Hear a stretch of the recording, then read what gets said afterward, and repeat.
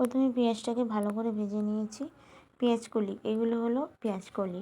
পেঁয়াজকলিকে তেল দিয়ে নুন দিয়ে ভালো করে লাল করে ভেজে নেব যতক্ষণ না পেঁয়াজকলিটা ভাজা ভাজা হচ্ছে। আর এখানে শিম কটা ভেজে তুলে রেখে দিয়েছি। এখানে চিংড়ি মাছ আছে।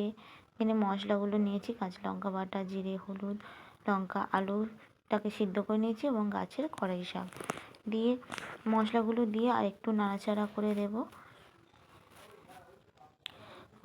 পেঁয়াজ কলিটা আর একটু ভাজা ভাজা করে নেব মশলার সাথে।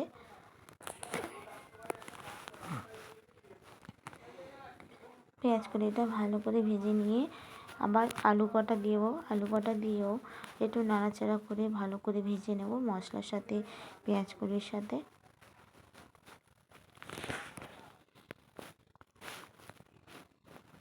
পেঁয়াজ কলির সাথে ভালো করে ভাজা হয়ে গেলে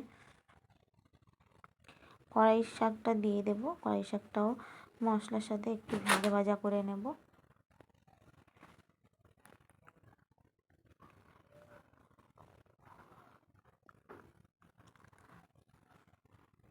চিংড়ি মাছ কটা দিয়ে দেব এবং শিম, মূলো এগুলো দেব। ভাজা শিম কটা ছিল, মূলো ছিল। মূলো কটা একটু সিদ্ধ করে নিয়েছিলাম কারণ একটু পাকা মতন ছিল, তাই মূলো কটাও একটু মশলার সঙ্গে ভেজে নাড়াচাড়া করে নেব। নিয়ে প্রয়োজন মতন জল দেব। জল দিয়ে আর চাপা দেবো। ব্যাস রেডি। এরকম করে খেয়ে দেখো। সবজি, সব রকম সবজির তরকারি খুবই সুন্দর সুস্বাদু হয়। আর এতক্ষণ ধরে রেসিপিটা দেখার জন্য সবাইকে অসংখ্য ধন্যবাদ। সবাই সুস্থ থেকো, ভালো থেকো।